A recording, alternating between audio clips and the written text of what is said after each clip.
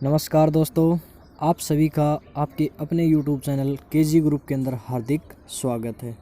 तो दोस्तों, आप सभी जानते हैं कि हमारी हिस्ट्री की और कंप्यूटर की क्लासें चल रही थी, लेकिन कुछ कारणों के चलते उनको स्थगित कर दिया गया है। बहुत जल्दी ही उनको जो शुरू किया जाएगा।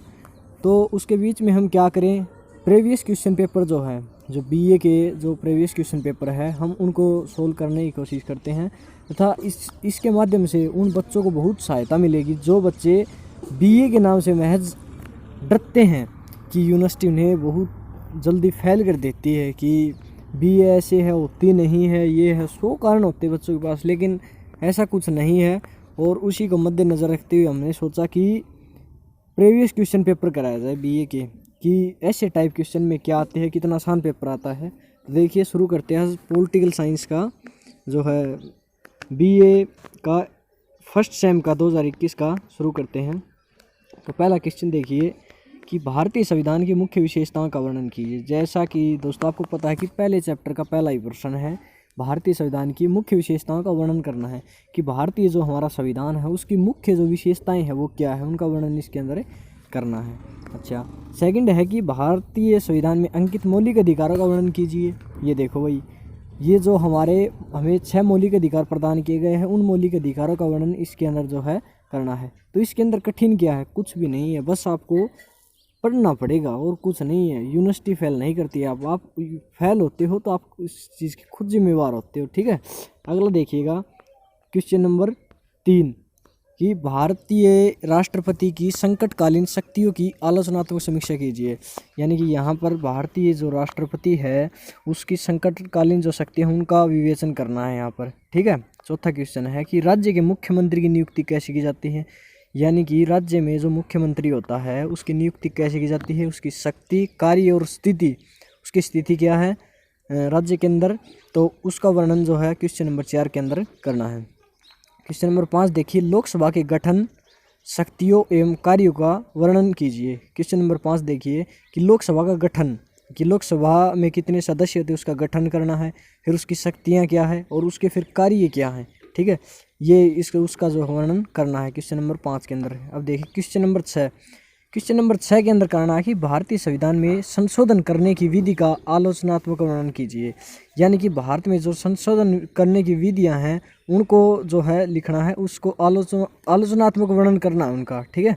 क्वेश्चन नंबर 7 देखिए कि भारत के सर्वोच्च न्यायालय के संगठन, शक्तियों एवं क्षेत्राधिकार का वर्णन करना है। सर्वोच्च न्यायालय जो हमारा सुप्रीम कोर्ट है उसके अंदर जो शक्तियां हैं उसका संगठन और शक्तियां क्षेत्राधिकार जो हैं उनका जो है वर्णन करना है। अच्छा, 7 हो गए, ठीक है।